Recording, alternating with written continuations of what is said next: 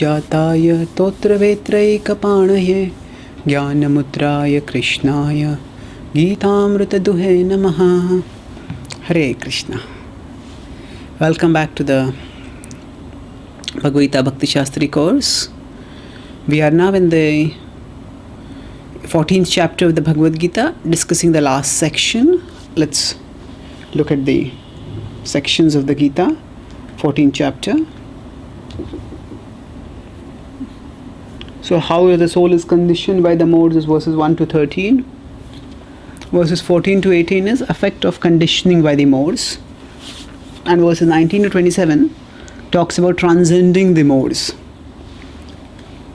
So we look at verse 19, which said how a person has to understand that there is a doer beyond nature.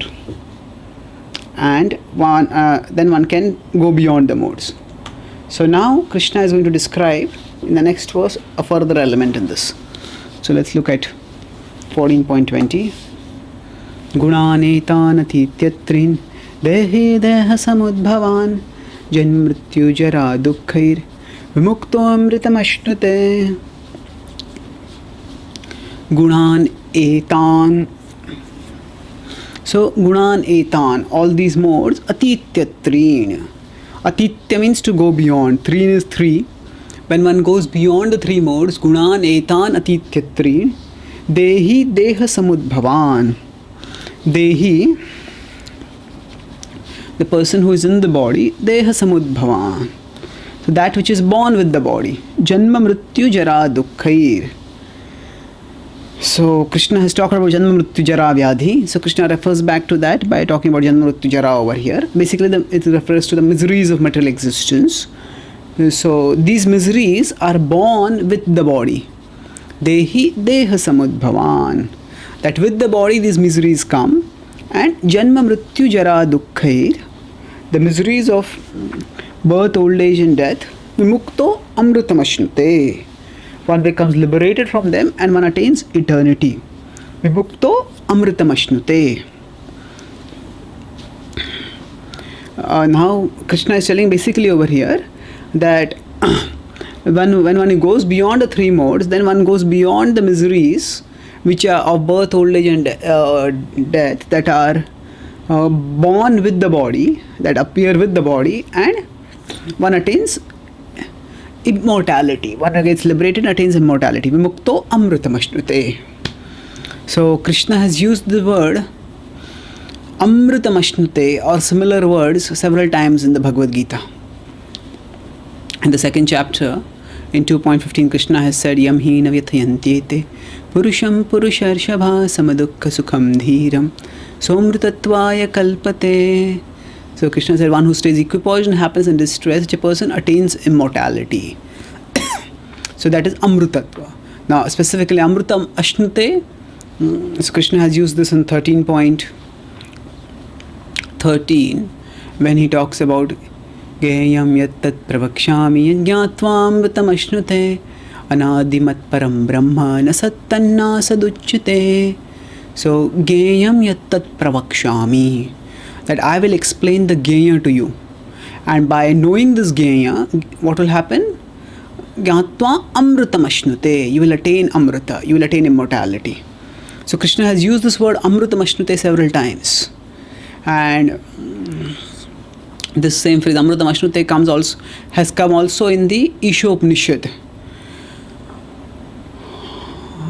Avidyaya mrityum tirtva vidyaya amrutam ashnute. So, vidyam cha yastadvedo bhayam saha. In the Ishopanishad, when the Ishopanishad talks about vidya and avidya, verses 9, 10 and 11. So there verse 11 says that both vidya and avidya should be cultivated. By knowledge of avidya, one goes beyond material things, beyond material existence, and by knowledge of vidya, one attains immortality. So in this way, vidya amritam ashnute. So amritam. So amrita does not necessarily just refer to nectar. The word amrit specifically, many food products may have the word amrit attached to it. Amrit butter, Amrit medicine, Amrit this, Amrit that. But actually, none of that is Amrit. None of that can make one immortal. So often the word of Amrita is also used not just in the sense of immortality. It is also used in the sense of something which is delicious. So it's like, and we often use the word nectar. So the idea of nectar is something which is delicious and something which also prolongs life. So Amrit is nectar. But when Krishna is talking here about Amrutam Ashnute, he's talking not so much in terms of the heavenly nectar which tastes delicious. That is one part of it. That this is delicious, it's relishable. But more importantly is that it is transcendental. That it is eternal. It is basically referring to eternity. The idea is that the relationship between the Amrita, the drink and Amrita, and the concept Amrita. Concept Amrita is eternity, immortality. Is that this immortality is supposed to lead to that immortality. That means by drinking the nectar, one attains the supreme immortality. Now, does that happen? May or may not happen. That will vary depending on person to person. But the important point is that is what is the goal. So, to attain immortality. Now, how does one attain immortality? By realizing one's eternal nature. So we know that actually there's a heavenly swarga, the heavenly nectar, the swargi amrita doesn't actually lead to immortality. It simply prolongs life. When the churning, the milk ocean is done to get the nectar, that nectar doesn't actually grant immortality. We discussed earlier about various levels. So Amara is not the same as Nitya. So there is Mrita, there is Amara, there is Chiranjeev, and there is Nitya. We discussed this earlier.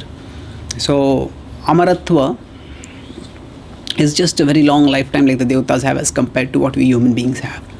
But anyway, that is not what is talked about over here. Here it is the understanding of a state beyond death, a state beyond destruction. So how will one attain that? When one one transcends the modes. So Krishna is telling over here that transcend the modes, then one will attain immortality. So that means the modes are what keep us bound to material existence, and going beyond the modes liberates us from material existence. So gunan etan atityatrin. By going beyond these modes, one will attain immortality. And Krishna has earlier also Krishna has talked about the miseries several times. He's talked about the Janma Mrityu Jara Vyadhi in the 20 items of Jnana in 13.8 to 12. And then after that he's also talked about it in Jara Marana Mokshaya Mamashritti Tantiye Te Brahma Tadvidu Kritsnam Adhyatmam Karma Chakhilam in 7.29. Krishna has talked about Jara Marana Mokshaya, that those who want freedom, those who want liberation from old age and death. So Krishna basically is referring to the miseries of material existence. So sometimes he may refer to them in 2, sometimes he may refer to them in 3, and sometimes in 4. So in 7.29 he refers to 2, Jara and Marana, old age and death. Here is a Janma Mrityu Jara Vyadhi. So Janma Mrityu Jara Dukkhai rather, not Vyadhi is not here. Here the word Vyadhi doesn't come. Janma Mrityu Jara Vyadhi comes in 13.8 to 12. And then Janma Mrityu Jara Dukkhai. So basically this is sometimes it's a cycle, Janma Mrityu cycle, it says, the cycle of birth and death. Yes, within that there is a cycle of old age also, there is a cycle of disease also. So it may be it's a way of referring to it. Sometimes may use two may be used to refer to 2 miseries may be referred to, or 3 miseries may be referred to, or 4 miseries may be referred to. Basic point is that there are the miseries of material existence. And Vimukto Amritam Ashnute. Now, after describing this, Krishna has more or less completed his discussion. So we remember that the 14th chapter did not start with any specific question of Krishna, of Arjuna. Krishna has completed speaking in the 13th chapter about how if one understands the difference between Kshetra and Kshetrajna, then and one understands the process of liberation from it through Jnana Chakshu, then one will go beyond matter. One will attain the supreme destination. So there, what binds the Kshetra to the Kshetrajna, what binds the soul to the body and the soul together, is the modes. Krishna has talked about them in 13.22 in Purusha Prakritisто hi bhunkte prakritijan gunan karanam gunasangosya sadasadyoni janmasu gunasangasya. So, because of contact with the modes, attachment to the modes, association with the modes. So, that what are those gunas? How do they bind? So, Krishna speaks of his own impetus to explain the concepts more clearly to Arjuna. So, in the 14th chapter, at the beginning, Arjuna doesn't ask a question, but here Arjuna will ask a question now. Krishna has analyzed the modes, he has talked about the three modes, and then he has talked about the state beyond the three modes. Now Arjuna will ask specifically, how can one transcend the three modes and attain the destination that is beyond the modes? So Arjuna vacha kairlingai strin gunanetan atito bhavati prabho kimacharah katham chaitan trin gunan ativartate. Kairlingais means what are the characteristics? The linga means characteristic. So the word linga also means gender, but basically gender is also a bodily characteristic. I mean, when baby is born, then by its bodily characteristics, the gender is known. So basically, linga can mean gender. Linga can also mean characteristic. So kairlingais. What are the characteristics? Trin gunan etan. Trin gunan etan. That these three the three modes are there. Atito bhavati prabho. Atito means when somebody, what are the characteristics of one who has transcended the modes? Kimacharaha. Kimacharaha means what is the behavior? So first, more or less, refers to the linga, refers to the internal characteristic. Achara refers to the external characteristic, that is the behavior. And katham chaitam string gunanati vartate. And how can one go beyond the three modes? Katham. So how can one go beyond the modes? That is by that Krishna will answer, that is by practice of devotional service. So basically there are three questions over here. The first question is Kairlingais. Kairlingais means what are the characteristics? That refers to more or less internal characteristics. That will be answered in verse 22 and 23. Then 24-25 will answer Kim Acharaha. And what is the behavior of such a person? Then 25 will answer 26 will answer Katham Chaitan. How can one transcend the modes? Arjuna's question is natural, and it indicates that Arjuna is seriously contemplating what Krishna is speaking. When a student hears when a small child hears that, okay, so and so person, he scored such very good marks in the exam, and he topped in that exam, and he became this, attained all these laurels. Then the question naturally comes up, okay, if that has happened, and how did the person do it? How did the person attain so many marks? How did the person get so much benefit? So the answer for that is by the practice of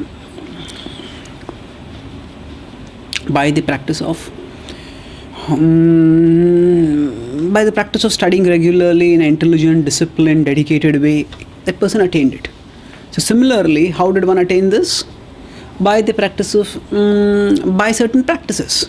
Normally, when we hear about certain heroes, certain successes, certain models of excellence, then naturally the thought comes in our mind, maybe I can become like that.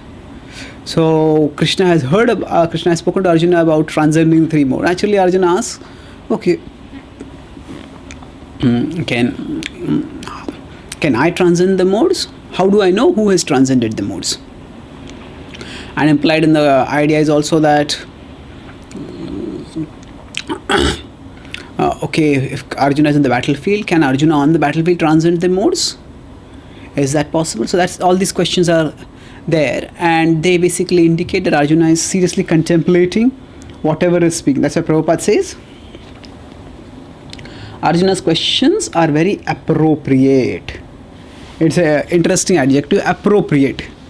Yeah, appropriate means relevant, intelligent, and important.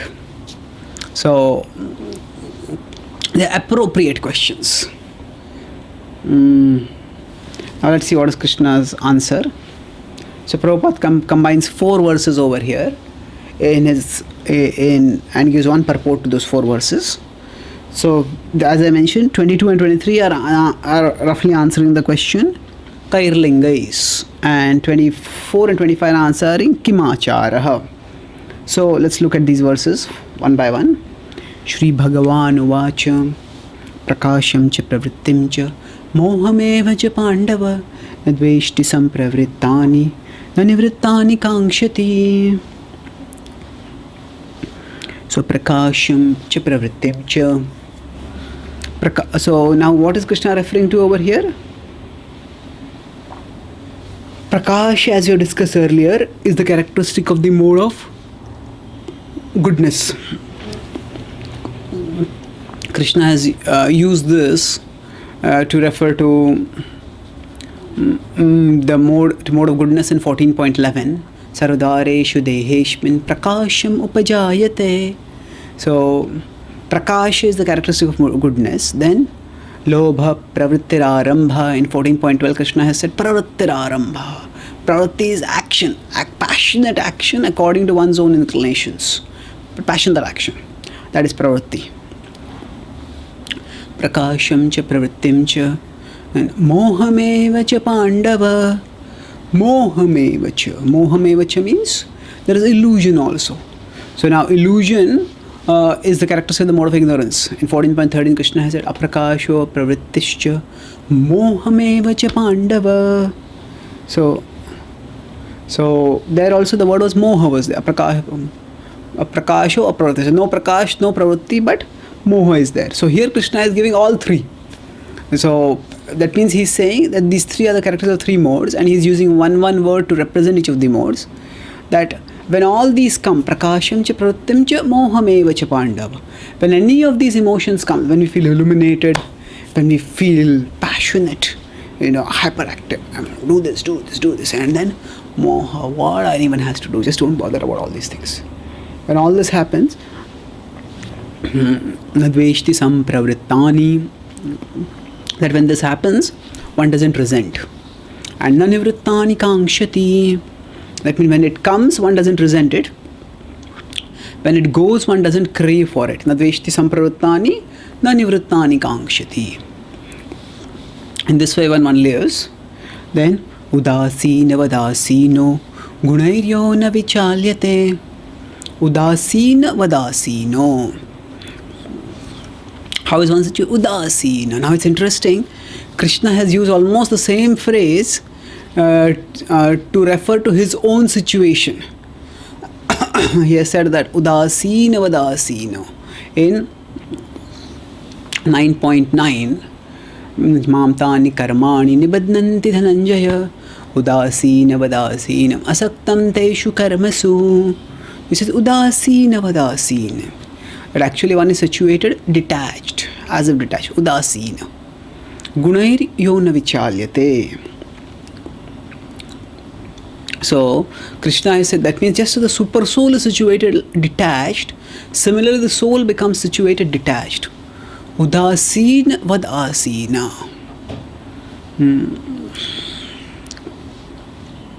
So when one is situated like this, udasina vadasina, then what happens? Actually when one is situated thus, nadveshti sampravrittani nanivrittani kankshati. Nadveshti sampravrittani, that means when one observes, but one doesn't get excited by it. One understands, okay, now the mode of passion is coming. Now the mode of ignorance is coming. One understands, but one doesn't get excited by it. One doesn't get agitated by it. One neither craves for it nor laments about it. That means basically one just observes. So here Krishna is talking about a very important concept. Learning to become observers of our own thoughts.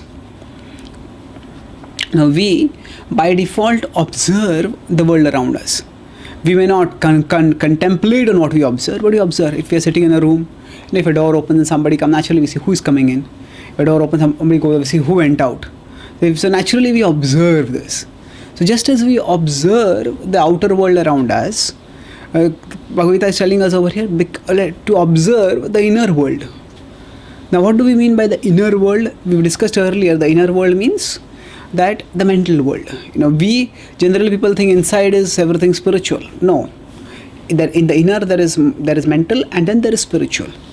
So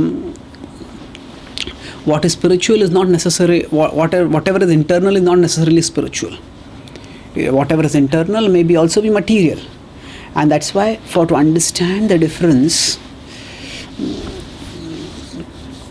we have to become observers. So that means sometimes when our thoughts also come in, when lust comes in, when greed comes in, when anger comes in, we have to recognize that these are not our thoughts, in the sense that they are within us, so we can say they are mine. But no, not necessarily. It's not that everybody who is in our house is ours. There will be strangers there, there will be trespassers there, there will be thieves there. So it's just because somebody is present in our house doesn't make that person our family member. That doesn't make that person belong to our house. Similarly, it's not that every thought that is present inside us is our thought. It is present inside us, but it's not our thought. So when we understand that I as a soul am different from the body, then that understanding of the soul being different from the body enables us to observe dispassionately. When we observe dispassionately, then by that dispassionate observation, we can learn. We can see, okay, this person is coming in, this person is going out. Okay, we observe. So similarly, okay, this thought came in, this thought went out. See, it's only when we get excited about thoughts. Say when lust comes in, it's only when we get excited about lust that lust gains some control over us. As Krishna has used the word earlier, kama kami. Kama kami means one who is a desirer of desires. So that means desires may come in. So something which desires may come in means something which can arouse our desires. That sort of thoughts come in, temptations come in. But then we don't have to succumb to them. We can say no to them. And when we say no to them, then they have to go. They can't stay there for very long. That's how it is.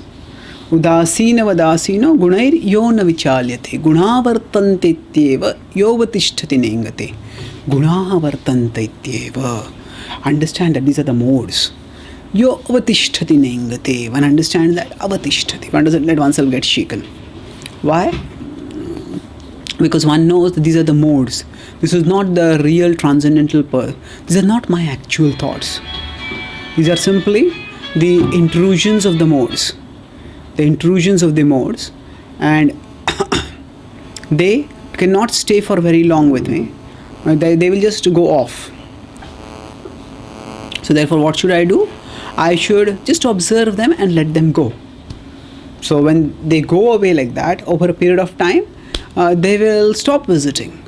So basically the idea is become detached observers. Now is it possible, you may say, when my thoughts come, how can I observe my thoughts? Actually it's possible. The way to observe our thoughts is by cultivating some goodness. In passion, we are so excited that we're just too caught up in the external world. Yeah, I'm here, I'm there, I'm going here, I'm going there.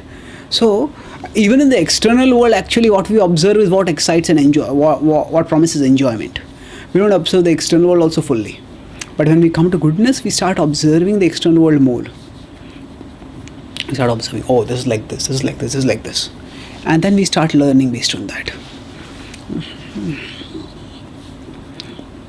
We start learning means we start observing, we start realizing, oh, this like this like this. And that's how we move forward in our spiritual life.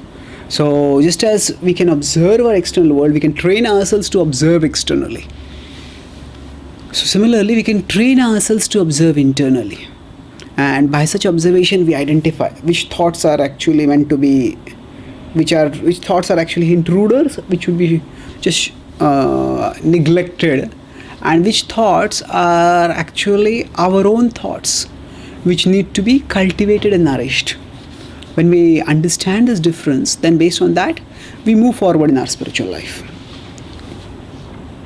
So now Krishna has said that in this way observe. In general, it may not be very easy to observe our thoughts, but we can do it in many ways. One of the ways is by, say, writing our own journal.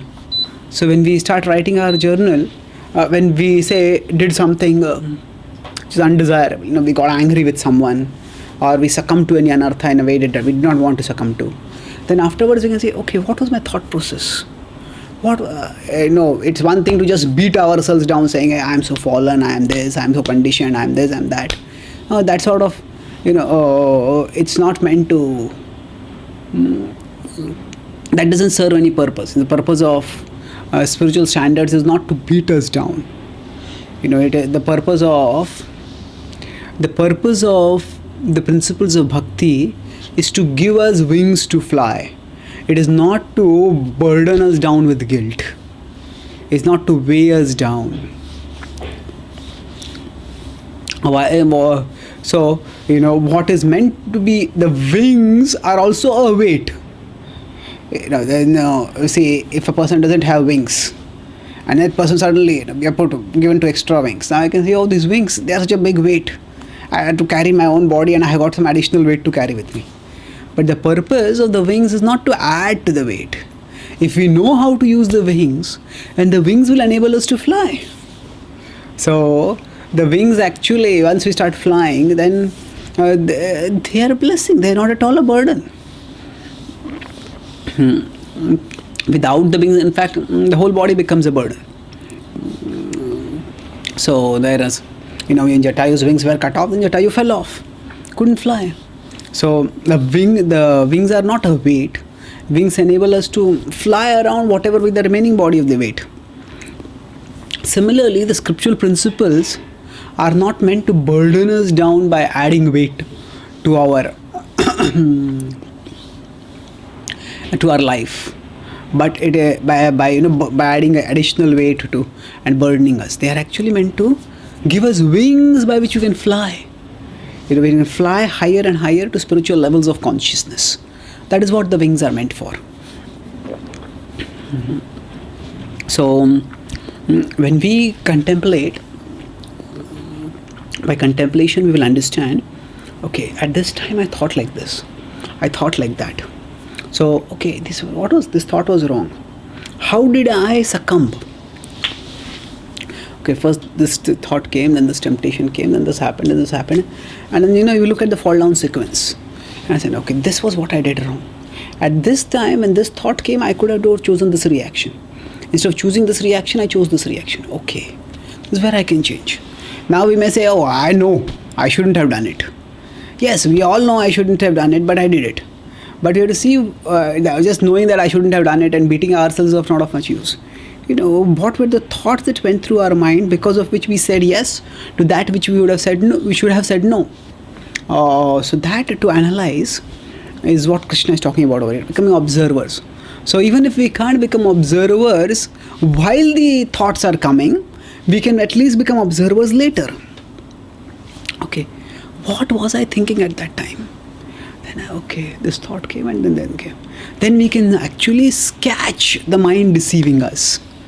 We often know from the scriptures that the mind cheats us. But we don't know how exactly the mind cheats us. We don't know how exactly the mind deludes us. To know how the mind deludes us, we need to be able to recognize that the mind is not our enemy. The mind is right there with us. The mind normally acts as our enemy. The mind can act as a friend when it becomes purified. But friend or enemy, the mind is there. And the mind, we have to deal with it. We can't wish the mind away. So by becoming more discerning, by becoming more carefully and critically observational, okay, what is happening? What am I actually doing? We can learn and we can move forward in our spiritual life that way. So one by one, we take steps forward. So how do we become internal observers? If not in action, then in retrospection. Okay, at that time what happened? How did I think? And gradually, as we train ourselves, then not only in retrospection, in action also we'll be able to think. So for example, I'm speaking right now. So when I'm speaking, I'm conscious of what I'm speaking. At the same time, at a subconscious level, I'm also thinking about what are the next things that I'm going to speak. So I know there's a general pattern that I'm going to speak based on the flow of the Gita's chapters. So we can have this also. That means we can be doing multitasking internally. Not necessarily in terms of doing multiple things at one moment. At one moment we will do one thing, but while we are doing one action, we can also be aware of other things, which we are all the time. Now, for example, right now, if the fan is on overhead, we are aware of that even when we are hearing things. So we are also aware that, okay, the chair I am sitting on, is it comfortable or is it not comfortable? Do I have any pain in my back? So we have the capacity of being conscious of many things. So same way, while doing our actions also, we can be conscious of our thoughts. And actually becoming conscious of our thoughts is very, very helpful. We could call this as to become conscious of our consciousness. To become conscious of our consciousness. Okay, now I'm feeling lazy. Now I'm feeling sleepy. What does this mean? This means there's a mode of ignorance. Mode of ignorance is trying to catch me. I will not let myself get caught by the mode of ignorance. So like that we can think and we can learn. And by that we can move forward. So now this is how we can observe our own mind. Now after describing how we can observe our own minds, Krishna moves forward and describes further how we can observe the behavior of those who have transcended the modes. That means how by behavior we can infer who has transcended the modes. Samadukha sukha swastha samaloshtasma kanchana tulya priya priyo dhiras tulya ninda atma samstutihi mana apamanayos tulyas tulya mitrari pakshayo sarvarambha parityagi gunatitah sa uchyate. Samadukha sukha swastha. Samadukha sukha swastha. That in happiness and in distress, swastha, well situated, same situated. So astha means swa is one's own, astha is situated.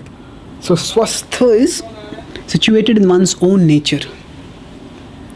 Swastha. Swastha. So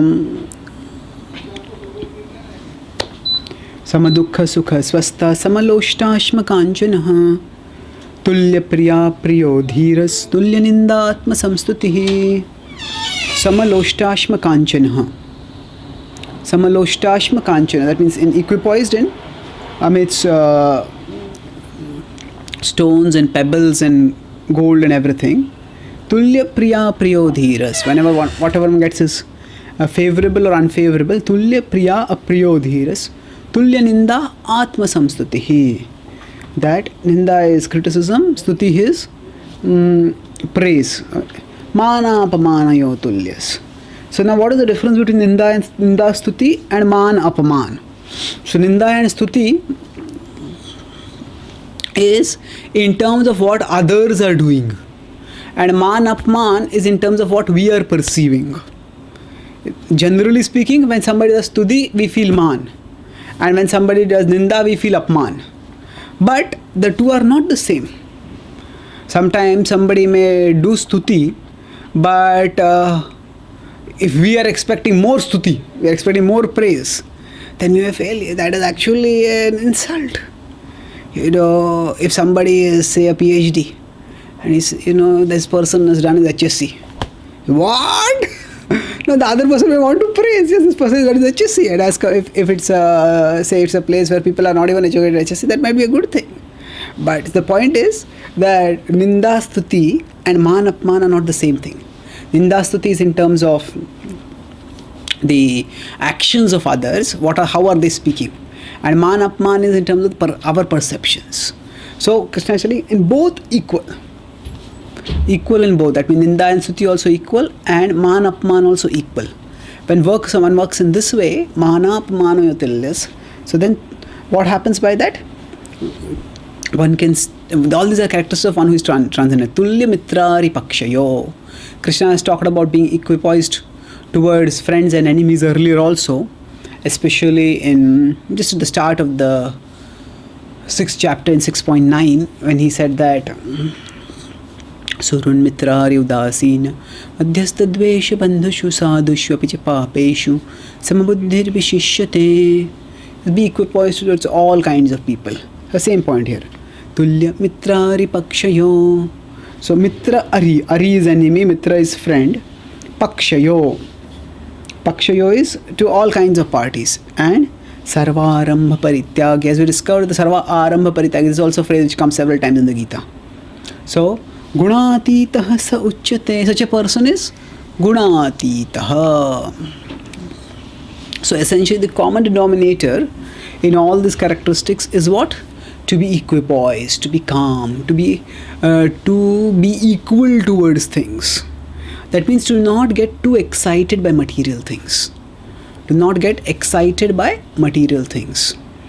To know that beyond matter is spirit, and to recognize that the spiritual reality is the ultimate reality. The material reality is the temporary reality.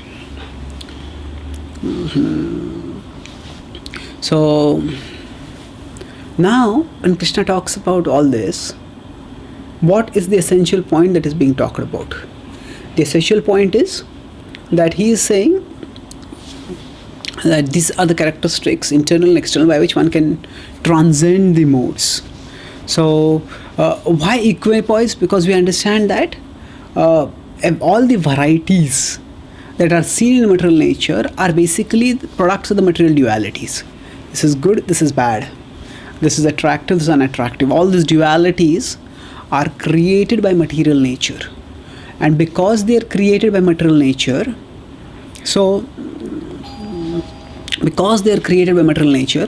they can no longer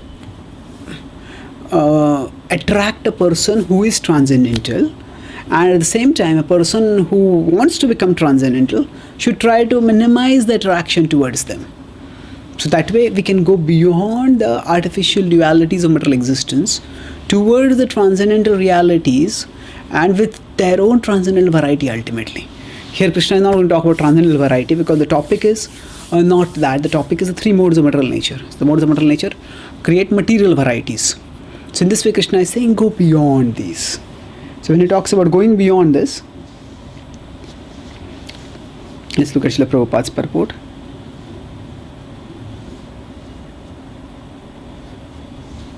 So Prabhupada says, how does he become aloof? He does not desire to enjoy the body, nor does he desire to get out of it. Not desiring to enjoy, not desiring to get out. And then that becomes automatically free. So similarly, social and political issues do not affect him, because he knows the situation of temporary upheavals and disturbances. He knows the situation of temporary upheavals and disturbance, and this way a person stays transcendental. So now after describing the linga and the achara, now Krishna answers the question, Katham Chaitam. How does one transcend the modes? So this is a well-known verse. Prabhupada would often quote this. Mam chayo vyavicharena bhakti yogena sevate sagunan samati tyaitan brahma bhuyaya kalpate. So mam chayo vyabhicharena vyabhichar. So vyabhichar, we often use the word in terms of the regulative principles. No vyabhichar. That means no relationships outside marriage. No illicit relationships. So now here Krishna is using the word vyabhichar in terms of distraction. That means there is something which is the right path, and there are temptations which take us towards the wrong path. So avyabhicharena means one doesn't go towards the wrong paths. Mam chayo avyabhicharena bhakti yogena sevate. So without getting distracted, bhakti yogena sevate. So this is the only verse in the Bhagavad Gita where Krishna uses the word bhakti yoga directly. The concept of bhakti is used, the word bhakti is used many times, the word yoga is also used many times, but bhakti yoga as a combined word coming together, this is the only verse in the Bhagavad Gita. So bhakti yogena sevate sagunan samatityaitan. Sagunan samatityaitan. Such a person goes beyond the modes and then Brahma bhuyaya kalpate, attains the Brahman platform. So by practicing avyabhichari, unfailing devotional service, one transcends the modes. Now you have to understand that avyabhichari is not necessarily ahaituki. Ahaituki is unmotivated.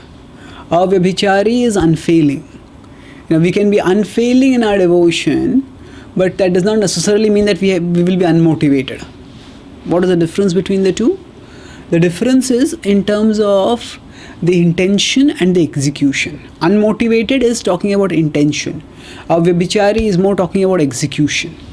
Even a jnani who wants to transcend the modes of material nature, that jnani recognizes that I have to take shelter of the Supreme Being who is beyond the modes. And only by shelter of that Supreme Being can I go beyond the mode. So then the jnani starts practicing Bhakti Yoga. So we discussed earlier about Pradhanibhut Bhakti and Gunibhut Bhakti. So that means when the other process is having a greater percentage, or the other process is having a lesser percentage in the functioning. That means if the so Kevala Bhakti means 100% Bhakti. So Gunibhut Bhakti means the other processes are more than 50%. Pradhanibhut Bhakti means the other processes are more than 50, other less than 50%. Bhakti is more than 50%. So even when the jnani is practicing Bhakti, so we remember that this chapter is in the Jnana section of the Gita. And if you look at most of the verses, Krishna is not talking primarily about a bhakta practicing Bhakti over here. Krishna is talking about a jnani practicing jnana yoga. That means he's talking about a jnani who is practicing seriously the process of jnana yoga. And when a jnani practices the process of jnana yoga, what is the jnani trying to do by that? By that, the jnani is trying to seriously practice the process of philosophical discrimination. And while practicing philosophical discrimination, the jnani understands that, okay, if I want to go beyond the modes, bhakti is required. So I have to take shelter of Bhagavan also. So this is my chananya yogena. Now what is it? Ityam cha samachittatvam ishtanishtopatishu bhaktiramai yogena bhaktiravyabhicharini. So Krishna has talked about this in the items of knowledge in verses 13.8 to 12, where he says that one becomes equipoised towards things and one practices devotional service without any distraction, without failing.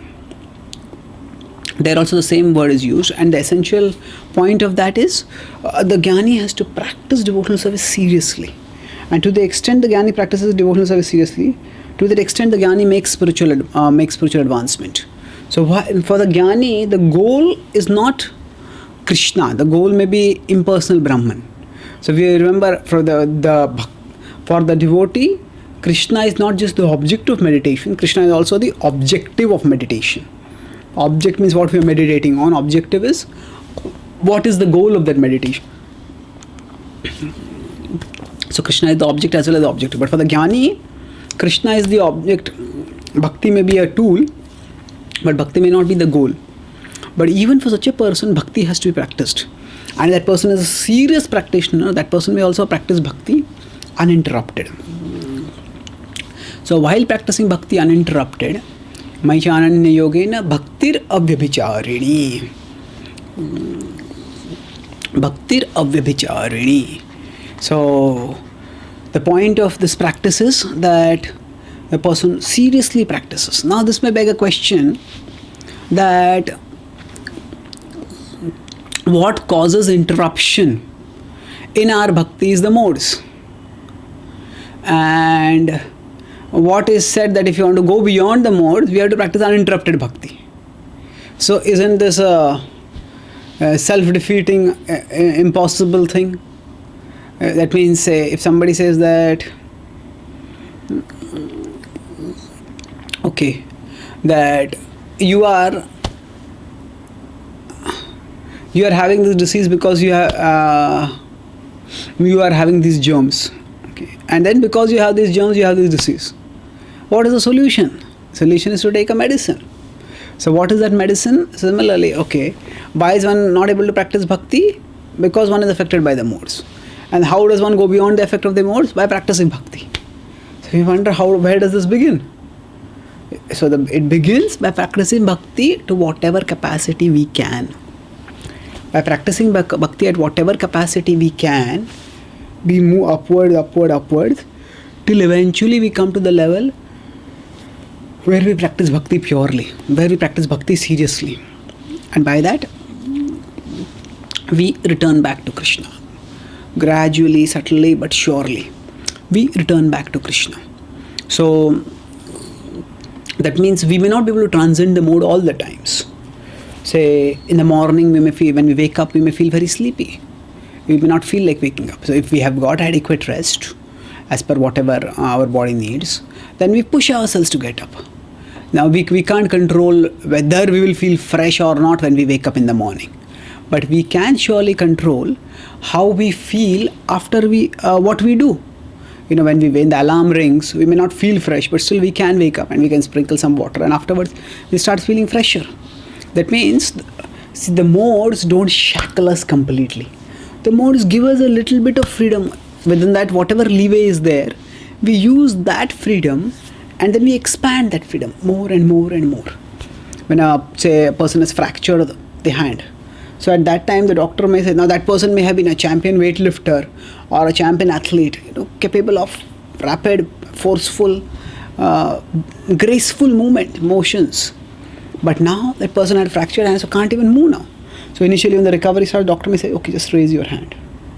Raise your hand this much. Now raise your hand this much. Doctor may say, I could earlier when I one move here on my hand, the person will be knocked out. And now I can't even move my hand. What is the use of it? He says, no. Whatever capacity you have, use this. And then gradually, okay, now move it full. And then gradually put it. Don't just move it for a punch. Don't hit it with much force, but move it. So and then eventually the force will come back. So basically the point is that the freedom, the capacity to move the hand will increase gradually. And whatever capacity one has to start with that. If the champion boxer starts thinking, oh, my hand got fractured. Earlier I used to knock down a person. Now I can't even lift my hand. What is the use? It's all lost. Now, if a person thinks like that, then it will stay lost. But whatever capacity one has, one uses that capacity and it will increase. So like that, we can't practice unbreakable devotional service right now. But still we can practice devotional service with as less breaks as possible. We can try to practice devotional service with as much consistency as possible. And when we practice devotional service with consistency in this way, gradually we move forward and eventually we come to the level of pure devotion, where we become unmotivated practitioners of devotional service, uninterrupted and unmotivated. The Jnanis, if they practice devotional service, then they will get a destination accordingly. If they are not offensive to Krishna, they are Brahmavadis, they will attain Brahman, as Krishna will talk about in the next verse. But important for our discussion, let's look at this.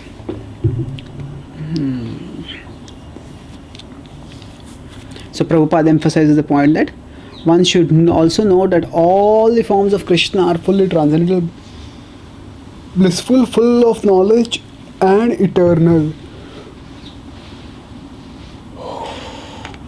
So all the forms of Krishna, that means any of them we can meditate on. We can practice devotional service to any of them.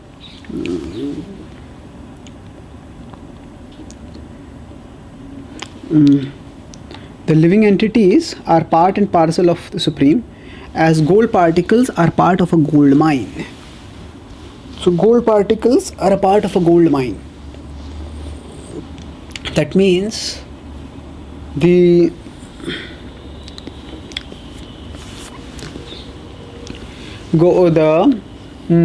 of them are same in quality, although quantitatively they are different. So then Prabhupada writes that if one is not situated in transcendental position with the Supreme, one cannot serve the Supreme Lord. To be personal attendant of the King, one must acquire the qualifications. So the qualification for serving the Transcendental Lord is to become transcendental. Now, let's go to the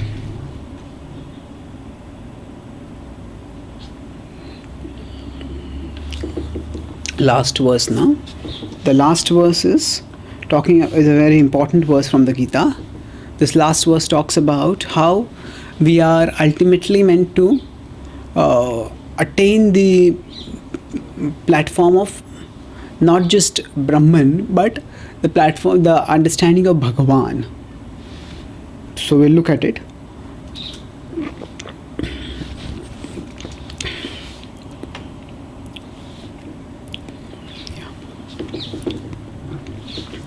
So Brahmano hi pratisthaham amritasya vyayasya cha shashvatasya cha dharmasya sukhasya ekantikasya cha. So Brahmano hi pratisthaham. Krishna is saying, I am the support of the Brahman. Amritasya vyayasya cha. So that Brahman is Amrita and is Avyaya. Is indestructible and imperishable. Is immortal and imperishable. Shashvatasya cha dharmasya. It is eternal. Dharmasya. Sukhasya ekantikasya cha. That it is the platform of ultimate happiness. So now the most important part of this verse is the first line. Brahmano hi pratisthaham. So the word pratishtha has different meanings. And often the word pratishtha, puja la pratishtha, we say pratishtha means honor, a prestige. But that is not the meaning over here. The word pratishtha also means foundation. Brahmano hi pratisthaham. That means I am the foundation of Brahman. So Brahman is supported by me. That means Brahman emanates from me. This point is talked about in the Brahma Samhita, which says, Asya prabha prabhavato jagadanda koti kotishva shesha vasudhadi vibhuti vinnam tad brahma nishkalam anantam ashesha bhutam govinnamadi purusham tamaham bhajami. Yasya prabha prabhavato jagadanda koti. Yasya prabha prabhavato. From whose prabha comes out what? Jagadanda koti. So many universes. And then that is Brahma Nishkalam Anantam Ashesh. Nishkalam. That Brahma which doesn't have any parts. That Brahman which is transcendental. Asya prabha prabhavato. That's how the Brahman comes out. Now, that means what the Brahman is? The Brahman is the effulgence coming from the Supreme Lord, and the Brahman is non-differentiated. Brahman is non-differentiated. So, now after describing this, Sukhasya Aikantikasya cha. Let's look at this one by one. So the Brahman is supported by Bhagavan. That means the Brahman is the emanation from Bhagavan. The Brahman is not the source, the Bhagavan is the source. When Krishna is now this is an important verse for many purposes. Krishna is putting Brahman and Aham together in one verse. Arjuna has earlier told Param Brahma, you are the Supreme Brahma. Krishna is using the word Brahma and Aham, and he is giving a relationship between the two. The idea of the Mayavadis is that Brahman is higher than Aham. Brahman is the higher reality, and Aham, the personal Brahman, is the lower reality. But no, that is not the case. Krishna is saying, he says, I am the higher reality. Brahmano hi pratisthaham. And then Sukhasya, so then he describes various characters, how all this eternal. And he says this is the platform of ultimate happiness. Now, in the Taittiriya Upanishad, there is a hierarchy of happiness that is described. And therein it is said that there are various levels of happiness, in which the ultimate happiness is the happiness of spiritual world. So there is the earthly happiness, and there is a heavenly happiness, then there is the happiness in further higher lokas, and ultimately there is transcendental happiness. This same hierarchy is taken forward and expanded further in Bhakti Rasamrita Sindhu, based on basic scriptures. And it said that actually there is Brahmanand, but far greater than Brahmanand is Bhakti Anand. Bhakti Anand is the happiness of devotional service. So Bhakti Ananda is far, far greater than Brahmananda. And why is it greater? Because it is transcendental. Because it fulfills the heart's longing for love within the transcendental realm. It gives an arena for our emotions. Otherwise, there is no arena for our emotions. The Brahman happiness is basically the happiness of negation, happiness of disentanglement from agitating material emotions. And that is really not the greatest happiness. So, Sukhasya Ekantikasya cha. It is the platform. Just like when a person is wealthy, if a person has $1 million, that person is a millionaire. If a person has $1 billion, that person is a billionaire. But then one has to act at the level of the platform of billionaire. If I want to enjoy being a billionaire, then I have to act. I have to have that kind of car, I have to have that kind of house, I have that kind of power. I have to have that money to use. If I am a billionaire, but I get amnesia, and I forget that I am a billionaire, then what happens? It's as if I am not a billionaire at all, because I can't do anything with my $1 billion. I can't do anything, because that's just not what I have with me. So therefore, the important thing is to recognize that I have to go beyond, and I have to act at the transcendental level. So understanding I am Brahman, Aham Brahmasmi, Aham Brahmasmi, Aham Brahmasmi, that's good. That is the platform of ultimate happiness. But on that platform, I have to do something. And I have to act on that platform. And what is action on the spiritual platform? Jivera Swarup hoy Krishnera Nityadas. The action on the spiritual platform is to dance, is to serve Krishna. So if somebody gives us a stage, suppose say a very famous stage, a stage where maybe the top performers in the world, say in America there's Broadway, India, and then maybe some Kalakshetra or whatever. So the place where the top performers, top dancers, top actors, they have performed over there. Now if I get that stage, that is good. But then after I get the stage, what do? I don't just stand mutely on that stage. To perform on that stage. So like that, Sukhasya Ekantikasya cha means that once we come to the spiritual platform, coming to the spiritual platform is good. But once I am at the spiritual platform, I have to act on the spiritual platform. And that action on the spiritual platform is actually devotional service. So when I practice devotional service, then I rejoice the ultimate happiness. So this is the platform of devotional service. This is the arena on which I perform devotional service. Let's look at the purport quickly. So Prabhupada writes, this attainment of the Brahman conception of life is the first stage in self-realization. It is the first stage. And Prabhupada quotes in Taittiriya Upanishad, Raso Vaisaha Rasamya Evayam Labdva Anandi Bhavati. So Raso Vaisaha. That's the absolute truth. The absolute truth is the relisher of rasas, and Rasamya Evayam Labdva. When one gets that rasa, one becomes Anandi Bhavati. One becomes supremely happy. Prabhupada writes, realization of Brahman or eternity or imperishability is included in devotional service. It's already possessed by a person who is engaged in devotional service. And then Prabhupada summarizes 9 processes of devotional service. And then he says, by following this process of devotional service, one becomes detached and one becomes situated in Brahmajyoti, or the different varieties of Brahman conception, is equal to the Supreme Personality of Godhead in quality. Thus we attain qualitative oneness. See, we already have qualitative oneness. But that qualitative oneness does not stay with us for awareness of that qualitative oneness doesn't stay with us. Although we are spirit right now also, but we don't think of ourselves as spirit. We think of ourselves as matter. So therefore, when we become purified, when we come to the platform of spiritual realizing, then we realize that I'm actually spirit. So in this way, in this 14th chapter, Krishna, in response to Arjuna's question, described the process of devotional service. And then he says that the process of devotional service should not be practiced just as a tool, by indicating that beyond the Brahman platform is Aham, I am eternal. And I am the support of the Brahman.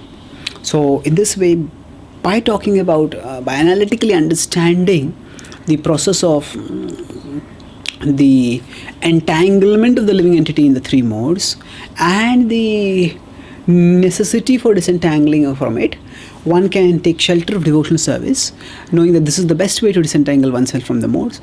And one can also understand that one shouldn't just go beyond the modes of the Brahman platform, but should go to the support of the Brahman, that is Bhagavan, that is Sri Krishna. Thank you very much. Hare Krishna.